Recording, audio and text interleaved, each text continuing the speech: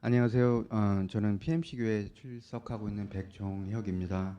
사실 지난 1년 반 정도의 시간은 제 인생에서 가장 어둡고 또 외롭고 힘들었던 기간이 아니었나 생각됩니다. 한 달에도 수도 없이 진행되는 검사와 매번 받는 치료로 힘들어하는 와이프를 보면서 부족한 마음이지만 신앙인으로서 기도와 간구보다는 근심과 걱정, 때로는 절망으로 무너져 내리고는 했습니다. 때로는 어떻게 하나님은 말씀을 그렇게 사모하는 저희 와이프에게 이렇게 힘든 일을 겪게 허락하시나 이렇게 원망했던 시간도 있었습니다. 하지만 성경 말씀처럼 고난 당하기 전에는 내가 그릇 행하였더니 이제는 주의 말씀을 지키나이다 하신 같이 또한 고난 당한 것이 내게 유익이라 이로 말미암아 내가 주의 윤례들을 배우게 되었나이다 하신 같이 과연 제게 이러한 고난이 없었다면 제가 살아온 제 삶의 그릇됨을 돌아보고 그 재상을 그리스도의 밝은 빛에 비춰서 드러내고 회개의 기회로 삼을 수 있었을까 하는 생각이 듭니다. 이러한 시기를 지나오면서 내가 이 땅에서 무엇을 등불로 삼고 붙들고 살아야 할지, 이 허망하고 거짓된 세상에 살면서 내 인생의 목표는 무엇이 되어야 하는지를 고민하게 되고 다짐하는 그런 시간이었습니다.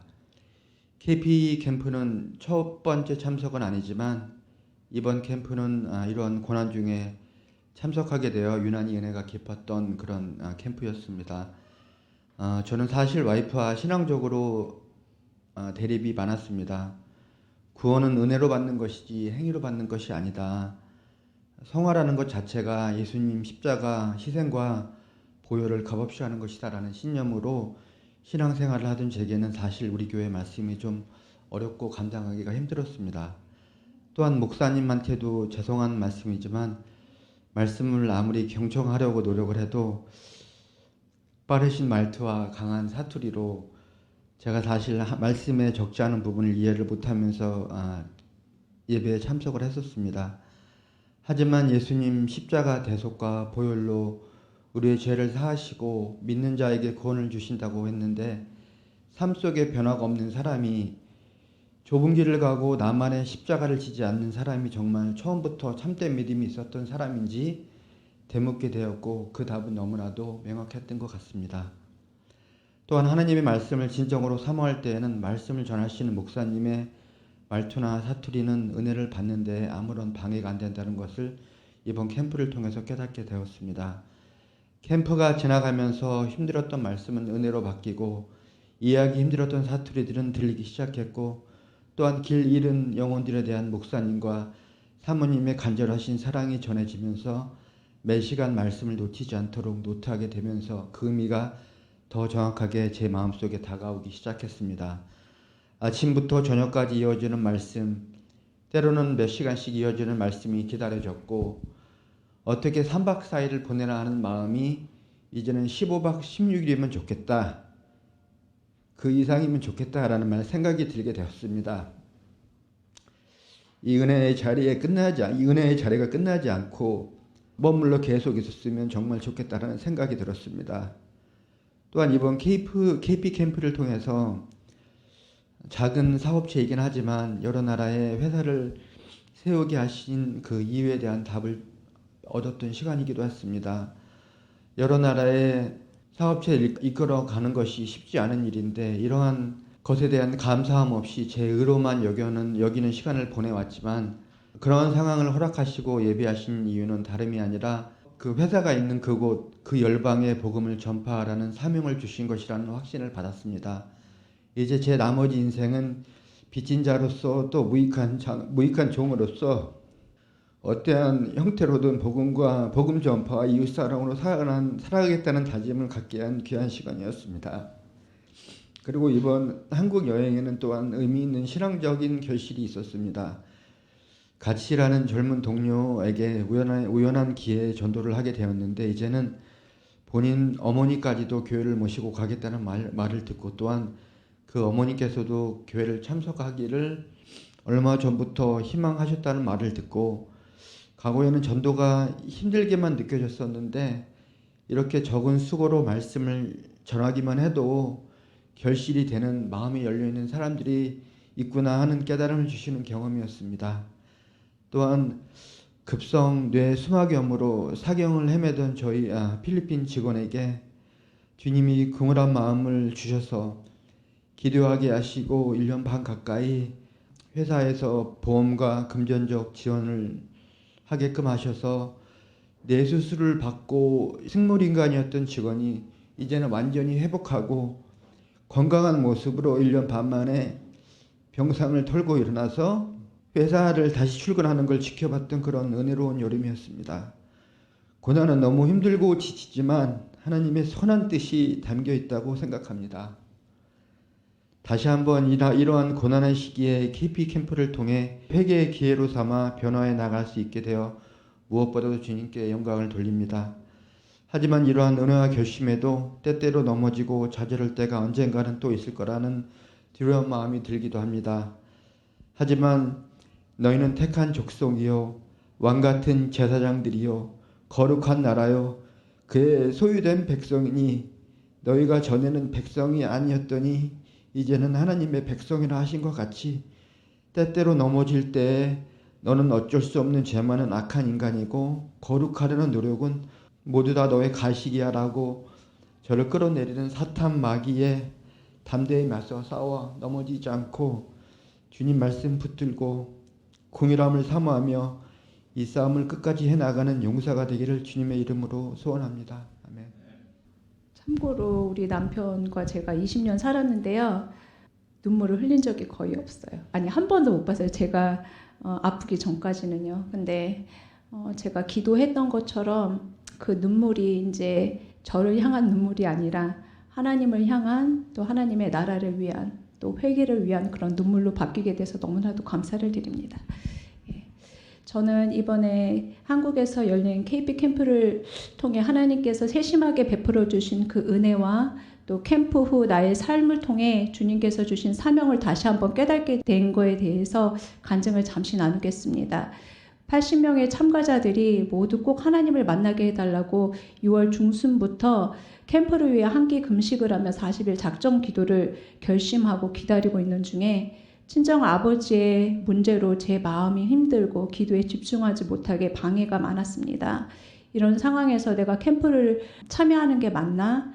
또 저는 주사와 또 약물 치료로 여러 가지 부작용으로 고통을 감당해야 했기에 캠프에서의 그 빡빡한 스케줄을 감당할 수 있을까라는 생각도 했었지만 모든 걸 주님께 맡기고 이 캠프에 참여하겠다고 다시 다짐을 하며 참석하게 되었습니다. 말씀과 기도와 찬양에 그 성령님의 임재가 충만한 그 캠프장 현장에 있는 제 자신이 그 자리에 현장에 있다는 것만으로도 큰 영광이었습니다.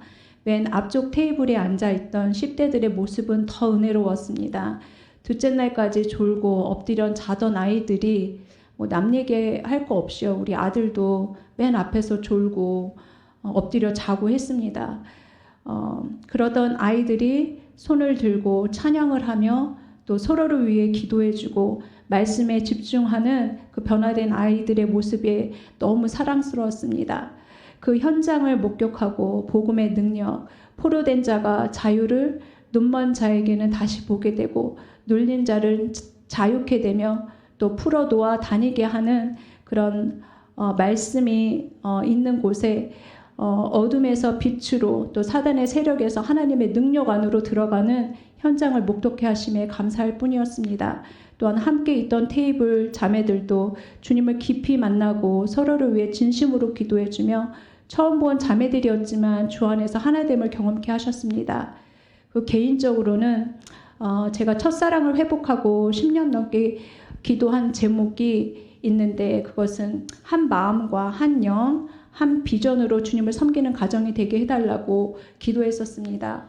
제가 암에 걸렸다고 했을 때 저는 이런 마음이 들었습니다. 주님께서 우리 가정의 구원을 위해서 일하시는구나. 또 힘든 투병 중에 제가 힘들어할 때마다 남편은 저보다 더 많이 아파했고 많은 눈물을 흘리는 걸 보았습니다. 저는 이럴 때마다 기도를 했습니다. 주님, 남편의 눈물이 이제는 주님을 향한 사랑과 회개와 또 하나님의 나라를 위해서 흘리게 해주세요라고 기도를 했는데 주님께서는 저의 이런 세심한 기도까지도 응답하시는 캠프의 현장이었습니다. 캠프 때 각자의 자리에서 두 손을 들고 찬양하고 기도를 올려드리고 어느 순간 눈을 뜨고 제가 남편과 아이를 보았습니다. 그때 깨닫게 해주셨습니다. 아, 맞다. 나의 그 오랫동안의 그 첫 번째 기도, 지금 한 마음과 한 영과 한 비전으로 주님 앞에 예배드리는 이 순간이 정말 주님께서 나에게 주시는 값진 선물이구나라고 생각을 했고, 또한 생각지도 않았던 방법으로 남편을 만져주심에 감사할 뿐이었습니다. 그리고 캠프가 끝난 후에 남편의 눈물도 하나님의 나라와 그 영혼들을 위해서 흘리는 것으로 바뀌게 되었습니다. 캠프 때 그 받았던 은혜를 저한테 나누면서 막 눈물을 흘리면서 그 영혼들의 애타는 마음, 아버지의 마음이 느껴졌다 하면서 저한테 많은 것을 쉐어했습니다. 정말 우리 가정은 아직까지도 하나님께서 만져주시고 또 세워주셔야 할 부분이 많이 있습니다. 저는 그저 주님이 허락하시는 만큼 감사하며 기도에 힘쓰는 아내와 어미가 되겠다고 다시 다짐했습니다. 캠프 후 저는 마가의 다락방 영적 각성회에 참석하게 되었습니다. 마가의 다락방 올라갈 때마다 택시를 탔는데 그때마다 기사분들에게 복음을 전할 수밖에 없었습니다. 제 마음이 너무 뜨거워서요. 상황은 좋지 않았습니다. 어쩔 때는 가시방석에 앉은 듯 했고 그저 제 마음에는 때를 얻든지 못 얻든지 이 복음을 전해야 되겠다라는 그 간절한 마음이 있기에 계산을 하고 나서 택시를 내릴 때 활짝 웃으면서 이렇게 말했습니다. 이번에는 손님을 태우고 마가의 다락방에 오셨지만 다음번에는 하나님께 예배드리러 오세요 하면서 얼른 내리곤 했습니다. 정말 주님께서 주시는 마음이 아니었으면 제가 왜 이렇게까지 난처한 상황에 그렇게 복음을 전해야 할지, 근데 정말 주님께서 주시는 마음으로 그냥 순종하는 마음으로 그렇게 기사님들에게 복음을 전했던 것 같습니다.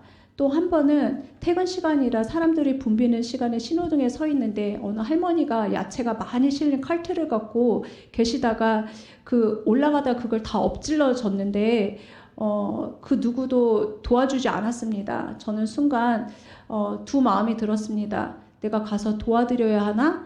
또 한편으로는 내 상황을 봐. 나는 좀 상황이 어렵잖아? 그리고 더군다나 반대길이야. 그냥 가는 게 맞다. 하고 이제 걸으려고 했는데 마음 깊은 곳에서 그의 이름을 위하여, 예수님을 위하여 라는 뜨거운 마음이 들어 그 할머니가 계신 곳에 가서 도와드리며 예수님 믿으세요? 라고 물었습니다. 그 할머니는 아니요 라고 대답을 하셨고 저는 제 마음속에 있는 그 말씀들이 나왔습니다. 한번 죽는 것은 사람에게 정해진 것이고 그 후에는 심판이 있어요. 예수님을 믿고 구원받아야 해요. 간절한 마음으로 말씀을 드렸습니다. 할머니는 저를 쳐다보더니 내가 아파. 나는 난소암이야. 라고 말씀을 하시길래 할머니를 위로하고 다시 복음을 전하며 가까운 교회에 꼭 나가세요 라고 헤어졌습니다. 저는 집에 오면서 너무 후회를 했습니다. 왜 내가 그때 영접 기도를 해드리지 못했지?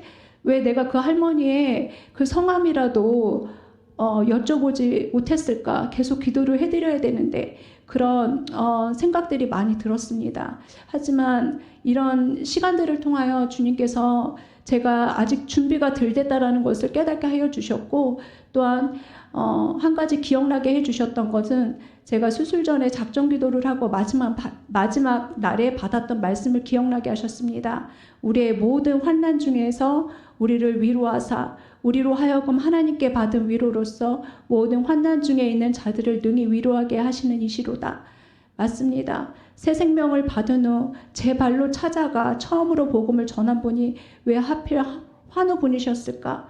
제가 아파 보았기 때문에 환우분들의 마음을 더 잘 위로하고 복음을 전할 수 있다는 생각에 저에게 이런 사명을 주신 것 같습니다. 다시 깨닫게 해주셨고 이제는 앞으로 나의 남은 인생을 복음을 전하고 나의 주인 되신 주님을 위해 살아가야 되겠다고 다시 다짐을 하는 시간들이었습니다. 또 저와 우리의 가정에 행하신 주님을 찬양하며 모든 영광을 주님께 올려드립니다. 사역할 때마다 복음의 능력이 있다는 것을 저는 늘 경험하면서 모든 영광 하나님 앞에 돌려드립니다. 제가 하나님 앞에 간구하는 것은 저뿐만 아니라 우리 PMC 모든 성도들이 이 복음의 증인이 되어서 살아갈 때 우리를 향하신 하나님께 열방을 축복하기 원하신 하나님 뜻이 우리 개인과 또 우리 가정을 통해 이룰 줄 믿습니다. 자, 오늘 하나님 말씀 보겠습니다. 오늘 하나님 말씀은 로마서 1장 28절 되겠습니다. 로마서 1장 28절 제가 한번 선포하겠습니다. 또한 저희가 마음에 하나님 두기를 싫어하며 하나님께서 저희를 그 상실한 마음대로 내어버려 두사 합당치 못한 일을 하게 하셨으니, 오늘은 로마서 1장 18절부터 32절 말씀을 통해서 모든 죄악의 뿌리라는 제목으로 하나님의 말씀을 나눠보도록 하겠습니다. 현대 교인들은 죄나 심판에 대한 설교를 듣는 것을 몹시 싫어합니다. 이미 자신은 예수를 믿고 구원을 받았는데 왜 죄나 심판에 대한 메시지를 하는지, 자기에게는 상관없는 메시지인데 그냥 축복에 대한 이야기를 듣고 싶은데 죄나 심판에 대한 메시지를 하면 마음이 편치 않습니다. 정말 과연 그럴까요? 교회에 있는 많은 사람들이 예수 그리스도의 복음에 대한 감격이 없는 것은 죄와 심판에 대해서 무지하기 때문입니다. 그러므로 진정 예수 그리스도의 복음이 기쁜 소식이 되기 위해서는 성령의 계시를 통해 죄와 심판에 대해 아는 것이 무엇보다도 중요하죠. 그래서 바울은 로마서 1장 1절부터 17절 말씀을 통해서 복음에 대한 서론적인 말씀을 나눈 다음에 이제 1장 18절부터 3장 20절까지 죄와 심판에 대해서 구체적으로 다루겠습니다. 바울이 복음에 대한 본질적인 말씀을 나누기 전에 먼저 죄와 심판에 대해서 이렇게 강조하는 것은 마치 금과한 사람에게는 의사가 필요 없듯이 자신이 죄인이라는 사실을 알지 못하는 사람들에게 이 복음은 의미 없음을 알기 때문입니다. 이제 바울이 나누기 원하는 이 복음이 진정 기쁜 소식이 되기 위해서는 자신이 죄인이라는 것과 그 저런 말미암아 하나님의 진노가 지금 자기에 임했다는 것을 절실히 깨달아야 되기 때문에 이렇게 본론적으로 복음을 구체적으로 나누기 전에 바울은 죄와 심판에 대해서 선포하고 있는 것입니다. 오늘 이 본문 말씀을 통해서 현대 사회에 기승을 부리며 퍼지고 있는 죄악의 뿌리가 도대체 어디 있는지, 그 죄악의 뿌리로 인해서 어떤 열매를 지금 우리가 경험하고 있는지, 또 이렇게 죄악이 범람하는 시대에 살고 있는 우리에게 주시는 주님의 사명이 뭔지 함께 나눠보도록 하겠습니다. 바울은 복음에 나타난 의에 대해 증거한 후에 바로 1장 16절 17절까지 복음의 능력에 대해서 복음에는 하나님의 의가 나타난다라고 증거했죠. 그 후에 곧바로 죄인들에게 임할 하나님의 진노에 대해서 경고하는 것을 보게 됩니다. 로마서 1장 17절에 복음에는 하나님의 의가 나타나 믿음으로 믿음에 이르게 하나니 라고 한 후에 바로 이어서 하나님의 진노가 불의로 진리를 막는 사람들의 모든 경건치 않음과 불의에 대해서 하늘로 쫓아 나타나니 라고 하며 불의한 자에게 하나님의 진노가 임할 것이라고 경고했습니다. 하나님의 의가 나타난다. 이것은 바로 복음의 기쁜 소식을 의미하죠. 반면에 하나님의 진노가 나타난다 라는 것은 심판날이 다가오겠다라는 경고의 메시지입니다. 이처럼 복음의 메시지와 심판의 메시지는 새의 두 날개처럼 항상 함께 가고 있는 것을 보게 됩니다. 죄인들을 향한 임박한 하나님의 진노에 대해서 말함이 없이 복음 안에 있는 하나님의 의에 대해 말하는 것은 별로 의미가 없습니다. 자신이 하나님의 진노 안에 있다는 것에 대해 온전히 인식하지 못하는 사람들에게 예수 그리스도 안에 있는 제3을 통해 우리가 하나님 앞에서 의롭다함을 받게 된 길이 열렸다라는 소식이 어찌 기쁜 소식이 되겠습니까? 자신이 에이즈라는 불치병에 걸려 죽었다는 것을 알지 못하는 사람에게 에이즈를 완치할 치료약이 개발됐다는 것은 기쁜 소식이 아닌 것과 마찬가지입니다. 그러므로 복음 안에 있는 하나님의 의, 즉 예수 그리스도 안에 있는 제3을 믿음으로 말미암아 의롭다함을 받게 된 길이 열렸다는 이 기쁜 소식, 복음이 되기 위해서는 반드시 죄와 하나님의 심판에 대해서 선포해야 합니다. 이 세상에는 수많은 죄들이 있지만 바울은 그 많은 죄를 크게 두 가지로 요약하고 있는 것을 보게 됩니다. 로마서 1장 18절 다시 한번 보겠습니다. 여기 바울이 두 가지 죄를 말하죠. 하나님의 진노가 불의로 진리를 막는 사람들의 모든 경건치 않음과 불의에 대하여 하늘로 쫓아 나타나니, 바울이처럼 모든 죄악을 두 가지로 요약했는데 모든 경건치 않음과 불의라고 요약했습니다. 경건치 않음은 하나님과 관계에서 사람이 짓는 죄입니다. 불의는 사람과 사람의 관계에서 짓는 죄이죠. 하나님은 시내산에서 두 돌판의 계명을 새겨서 모세에게 주었습니다. 첫째 돌판에는 이스라엘 백성이 하나님과 관계에서 지켜야 할 계명을 기록하였고, 둘째 돌판에는 사람과의 관계에서 지켜야 할 계명이 기록되어 있습니다. 예수님도 하나님께서 율법과 선지자를 통하여 주신 계명들을 두 가지로 요약한 것을 보게 됩니다. 한 번은 율법사 한 사람이 와서 예수님께 이렇게 질문했습니다. 예수님, 율법 중에 어느 것이 제일 큰 계명입니까? 그때 예수님은 첫째 되는 계명은 내 마음을 다하고 목숨을 다하고 뜻을 다하여 주 너의 하나님을 사랑하라 라고 말씀하셨고, 둘째 계명으로 내 이웃을 내 몸같이 사랑하라 라고 말씀하셨습니다. 이처럼 세상의 모든 죄는 하나님을 공경하지 않는 죄, 하나님께 짓는 죄와 또 이웃과 관계 속에 짓는 바로 그 불의라는 죄죠. 세상 사람들은 죄라고 말하면 사기, 폭행, 간음과 같은 불의를 죄로 인정하지만 하나님을 믿지 않음으로 짓는 경건치 않음의 죄에 대해서 인식하지 못하고 있습니다. 그러나 바울은 하나님을 믿지 않는 죄, 그런 말미암아 사람들이 짓게 되는 경건치 않음으로부터 모든 죄가 발생한다는 것을 가르치고 있습니다. 이제 바울은 하나님의 진노가 경건치 않음과 또 불의한 자들에게 임한다는 것을 다시 한번 말씀드리겠습니다. 바울은 하나님의 진노가 경건치 않으며 불의한 자들에게 임한다고 해도 그것은 정당하다라고 선포하며 그 이유를 자세히 설명합니다.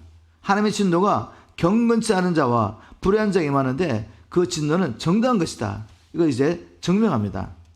왜 이게 정당하냐? 첫째는 하나님께서 하나님을 알만한 것을 사람들 속에 보이셨기 때문이라고 말합니다.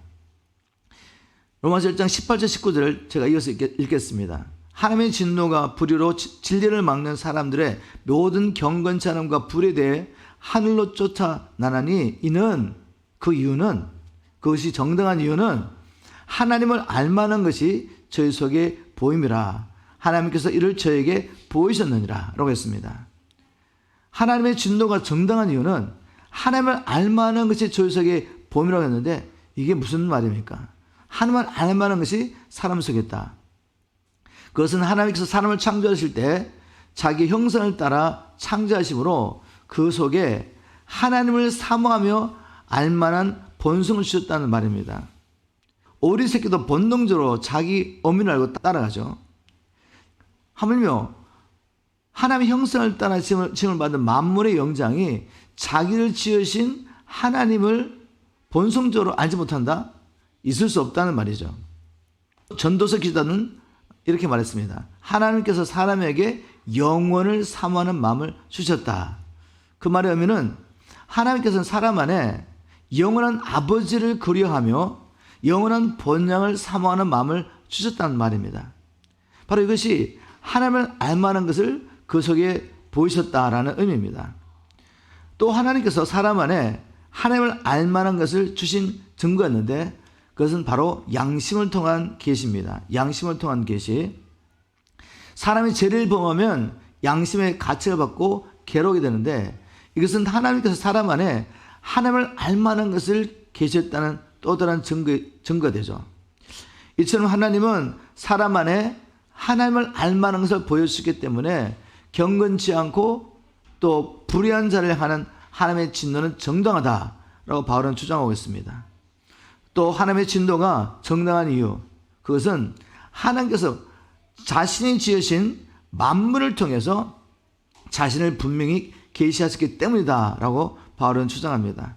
로마서 1장 20절에 창세로부터 그의 보이지 아니하신 것들 곧 곧 그의 영원하신 능력과 신성이 그의 만드신 만물에 분명히 보여 알게 되나니 그러므로 저희가 핑계치 못할지니라. 이 작품을 감정할 줄 아는 사람은 작품을 보면 그 작가의 가치를 알게 되죠. 그래서 보통 사람들은 상상도 할 수 없는 금액을 지불하며 그 작가의 작품을 사게 됩니다. 이런 맥락에서 바로 이렇게 말하는 것이죠. 하나님은 창조하신 만물을 통해서 그의 영원하신 능력과 신성을 분명히 보여주셨다. 그러므로 아무도 나는 하나님을 몰랐습니다 라고 변명할 수 없다고 모습을 받고 있습니다. 이처럼 하나님은 지으신 만물을 통해 자신을 분명히 계시하셨기 때문에 경건치 않고 불의한 자를 향한 하나님의 진노는 정당하다라고 바울은 주장하고 있습니다. 바울은 계속해서 사람들은 하나님을 알고도 하나님을 영어롭게 하지도 않고 하나님께 감사하지도 않는다고 그들의 죄를 지적하고 있습니다. 로마서 1장 21절 시험을 성경으로 제가 읽어보겠습니다. 이렇게 사람들은 하나님을 알면서도 하나님을 영화롭게 하지도 않았고 그분께 감사드리지도 않았습니다. 여러분 이것이 죄입니다. 하나님을 아는 자들이 하나님을 영화롭게 하지 않는 것, 하나님께 감사하지 않는 것은 죄입니다. 자, 그러면 하나님을 영화롭게 하지 않는다는 것은 무엇을 의미합니까? 다시 말하면 우리는 우리의 삶을 통해 하나님께 영광을 돌려야 되는데 그럼 하나님께 영광을 돌리는 것은 구체적으로 무엇이냐 이거죠. 그러면 그리고 또 하나님께 영광을 돌리지 않는 것은 또 뭐냐 겁니다. 우리 예수님의 기도 속에 이 질문에 대한 답을 찾을 수 있습니다. 요한복음 17장 4절에 예수님 기도 가운데 이런 말씀이 있습니다. 아버지께서 내게 하라고 주신 일을 내가 이루어 아버지를 이 세상에서 영원하게 하셨나이다. 우리 주님께서 특히 아버지께 영광을 돌리셨습니까? 그분의 이 공생의 삶을 통해서 바로 이 세상에 사는 동안에 아버지께서 예수님께 하라고 하신 이 모든 일을 이루심으로 아버지를 영화롭게 했다는 것입니다. 그러므로 사람들이 하나님을 알고도 하나님을 영화롭게 하지 않는다는 것은 바로 사람들이 그들의 주인이신 하나님의 뜻을 버리고 자신이 주인이 되어서 자기 임의대로 사는 것을 의미합니다. 우리가 얼마든지 예수를 면담하면서도 우리를 향하신 하나님의 뜻을 버리고 임의대로 살 수 있습니다. 그것이 바로 바울이 지적한 하나님을 안동하면서도 하나님을 영원롭게 하지 않는 삶이죠. 또 바울은 이렇게 말합니다. 그들은 하나님을 알면서도 하나님께 감사를 드리지도 않는다. 그건 무슨 의미겠습니까? 여러분, 우리가 가지고 있는 모든 것 중에 내가 스스로 만들어낸 게 있습니까? 하나님이 주시지 않는데 피조물이 뭘 만들어낼 수가 있겠습니까? 우리는 창조주가 아닙니다. 우리는 피조물이기 때문에 창조주 하나님께서 주시지 않으시면 아무것도 가질 수가 없습니다. 건강이라든지 재물이라든지 가정이라든지 우리가 갖고 있는 이 모든 것들, 이것은 하나님이 주신 것이죠. 그런데 이거를 인정하지 않고 마치 이 모든 것이 내가 잘나서 내 힘으로 내 공로로 얻은 것처럼 여기는 것을 바울은 이렇게 말합니다. 그들이 하나님을 알면서도 하나님께 감사를 드리지 않는다. 여러분, 이것이 죄인 것을 인정하시기를 주님으로 축복합니다. 하나님을 우리가 구체적으로 섬기는 방법 중 하나, 지난주에 제가 말씀드렸죠. 범사에 감사하는 것입니다. 무엇보다도 우리에게 예수 그리스도 안에서 베푸르신 이 구속의 은혜를 감사하는 것, 이것이 하나님께 우리가 섬기는 구체적인 방법, 하나님을 영원하게 하는 방법이죠. 우리 하나님께 늘 감사하기를 주님을 축복합니다. 범사에 감사하십시오. 때로는 고통과 고난도 우리의 선을 위해서, 우리의 생명을 위해서 하나님 허락하십니다. 그런 고통의 시간이 없었다면 결코 하나님을 기억하지 못하고 우리가 종교를 살 수 있는데, 하나님 우리를 깨우시고 우리를 하나님께 인도하셔서 이제 남은 생에 우리 땅에 보내신 창조의 목적을 따라 살면서 하나님을 영화롭게 하고, 또 우리가 하나님 앞에 갔을 때 우리에게 영원한 상급으로 주시기 위하여 하나님 때로 우리에게 고난까지 허락하십니다. 그래서 우리는 범사에 감사할 수밖에 없는 사람들이죠. 이렇게 사람들이 하나님을 알면서도 하나님을 영원롭게 하지도 않고 또 하나님께 감사를 드리지 않으면 어떤 일이 납니까? 바울은 이렇게 말합니다. 첫 번째로 마음이 어두워져서 창조주 하나님 대신에 사람이나 짐승 같은 피조물을 하나님처럼 섬겨야 된다고 말하죠. 로마서 1장 21절 23절 시므론 성경에 바로 이렇게 선포하고 있습니다. 이렇게 사람들은 하나님을 알면서도 하나님을 영화롭게 하지도 않았고 그분께 감사를 드리지도 않았습니다. 오히려 헛되고 쓸모없는 생각들만 품어 그들의 미련한 마음은 진리의 빛을 잃고 어두워져 버렸습니다. 사람들은 스스로 지혜롭다고 주장하지만 사실은 어리석은 바보가 되어버려 영원히 썩지 않는 하나님의 영광을 조만간 썩어질 사람이나 새나 짐승이나 기어다니는 동물의 형상으로 바꾸어 그것들을 숭배했습니다.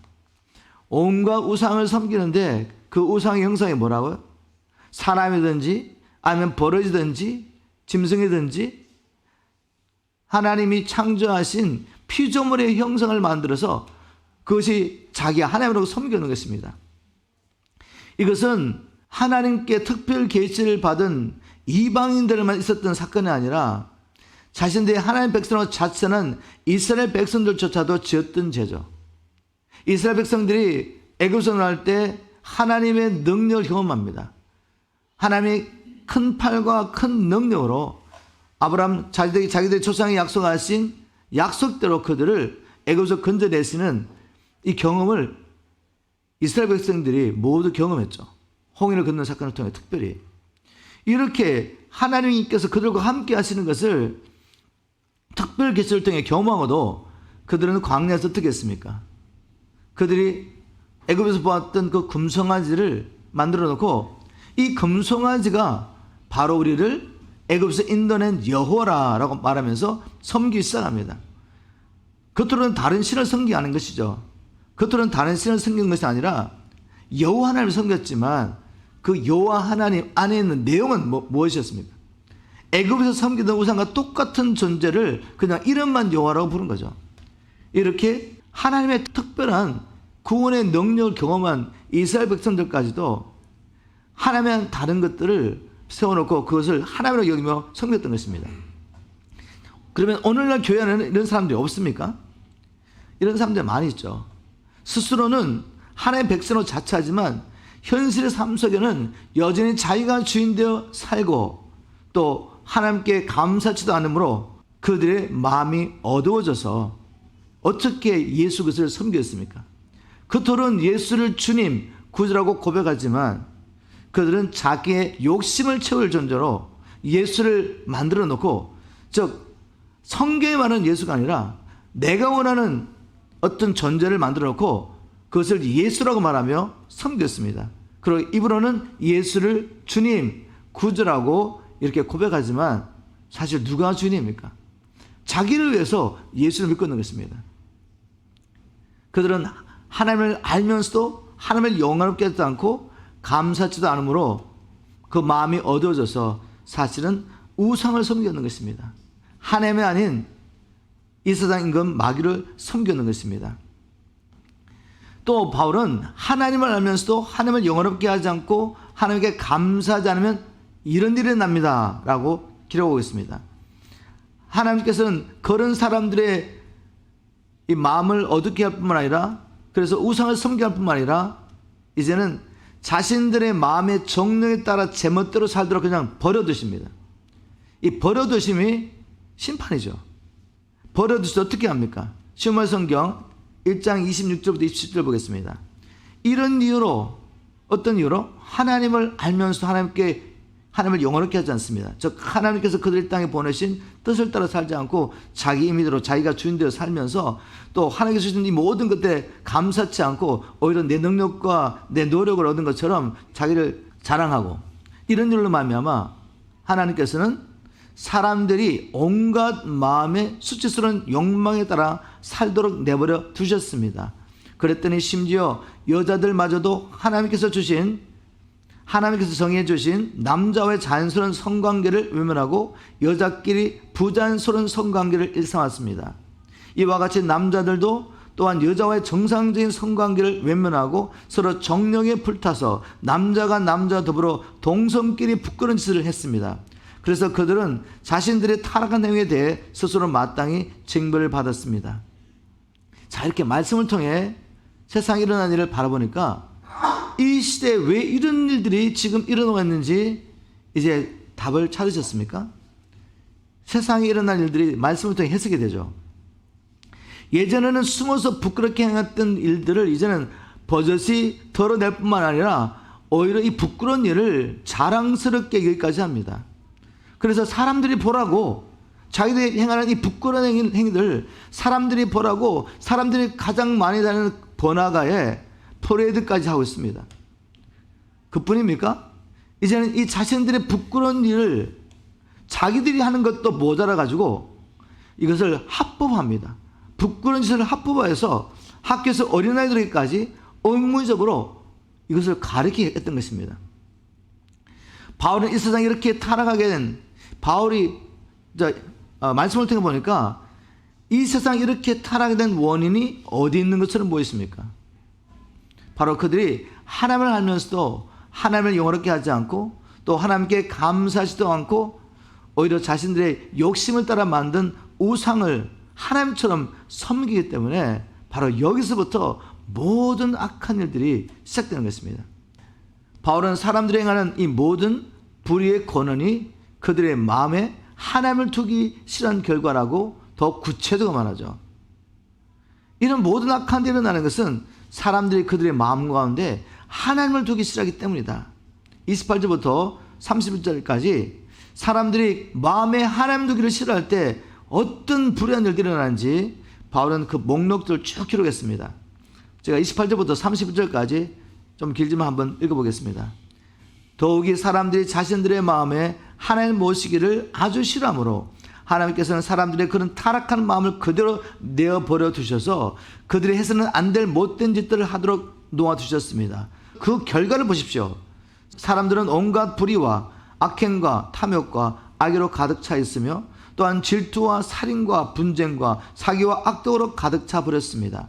게다가 그들은 험담을 하고 중상모략을 일삼으며 하나님을 미워하고 금방지게 행동하며 교만을 부리고 자랑을 떠벌리며 악한 일을 꾸미고 부모에게 대듭니다.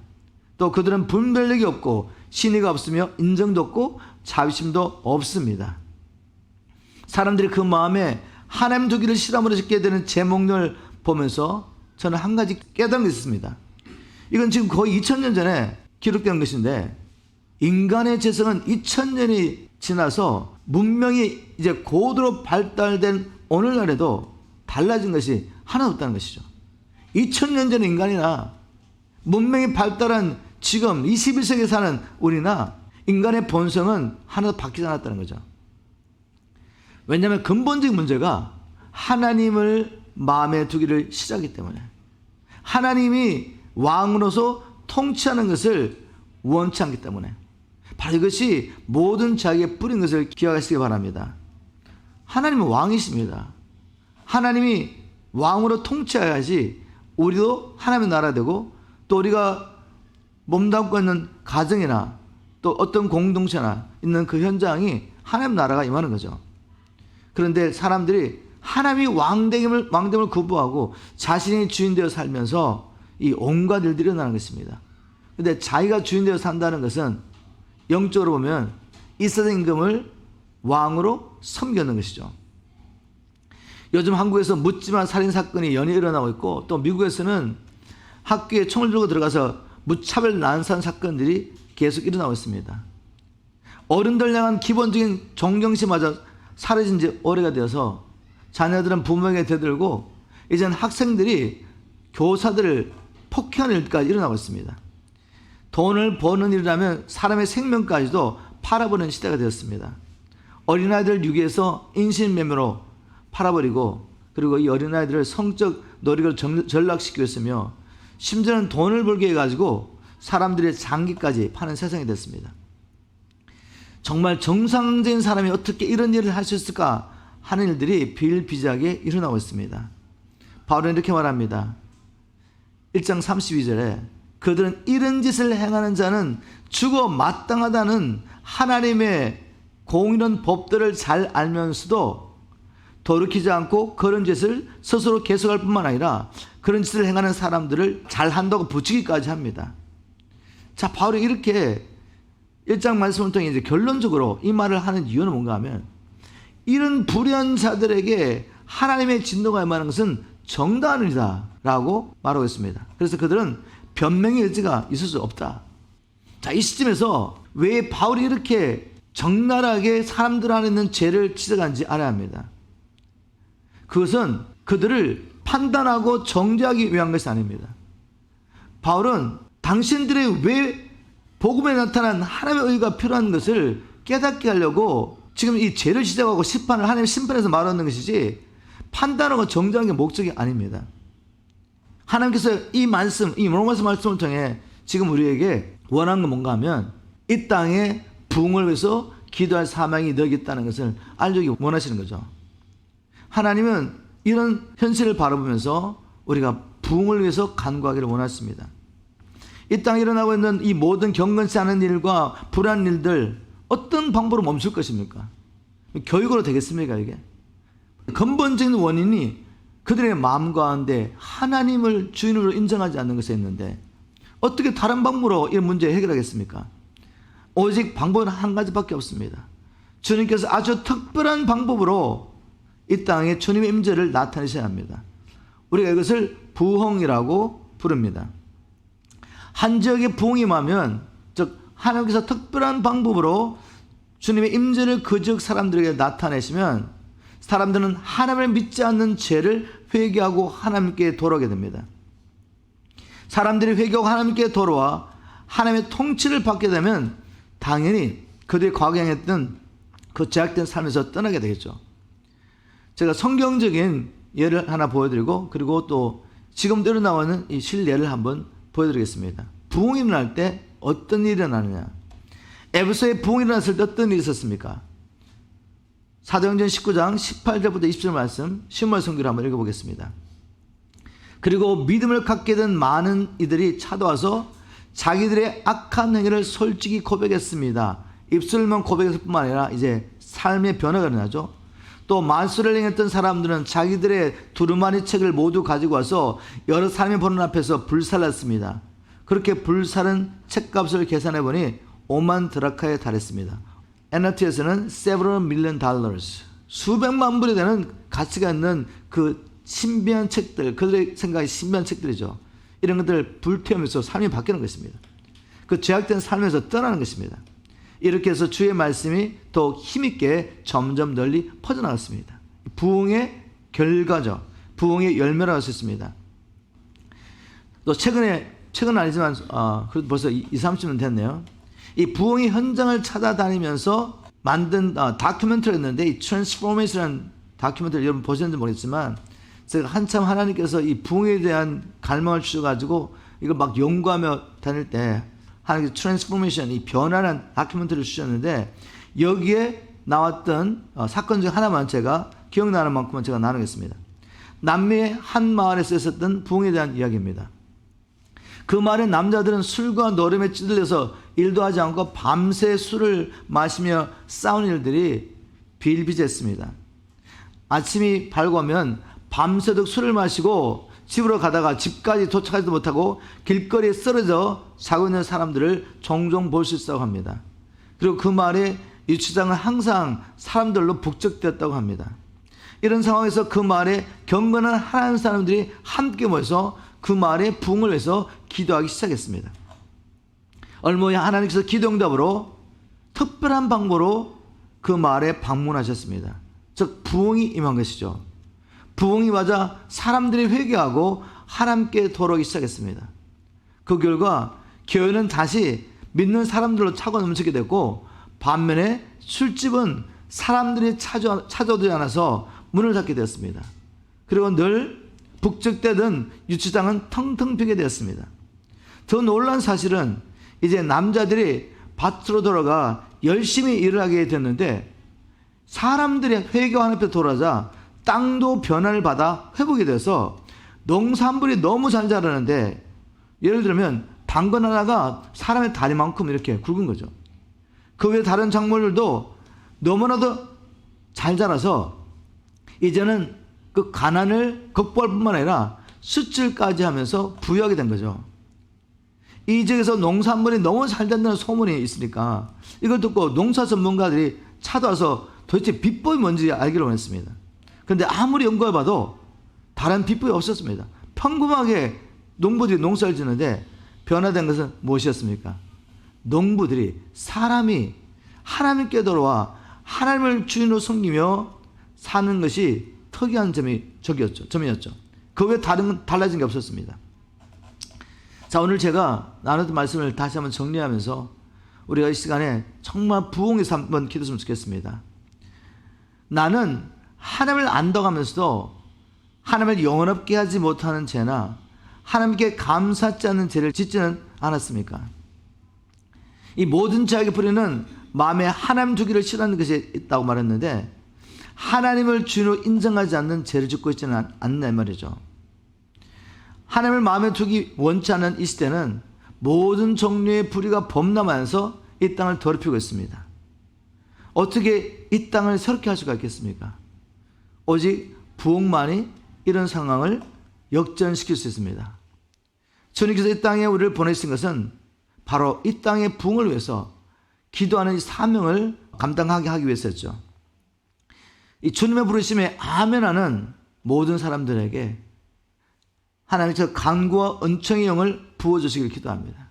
이 강구와 은총의 영을 부어주지 않는데 우리 어떻게 이 기도의 사명을 감당하겠습니까?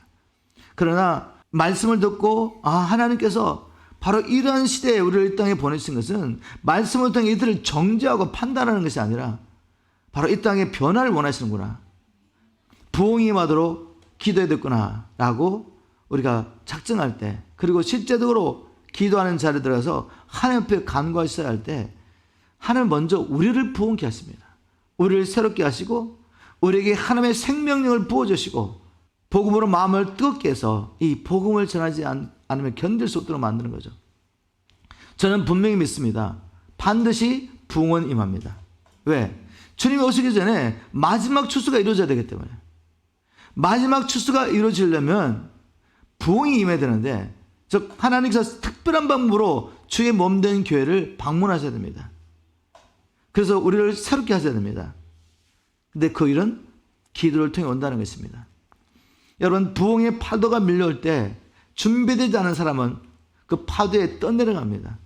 오히려 하나님의 역사 속에 들어가는 사람들을 판단하고 정죄하고, 그래서 결국은 적의 편에 서서 하나님을 대적하게 되는 것입니다. 우리가 부흥의 파도의 물결이 우리에게 밀려올 때 이 부흥의 파도를 타고 주님과 함께 많은 영혼들을 수송하면서 우리 주님의 오실 길을 예배하는 저와 여러분 되기를 주님으로 축복합니다.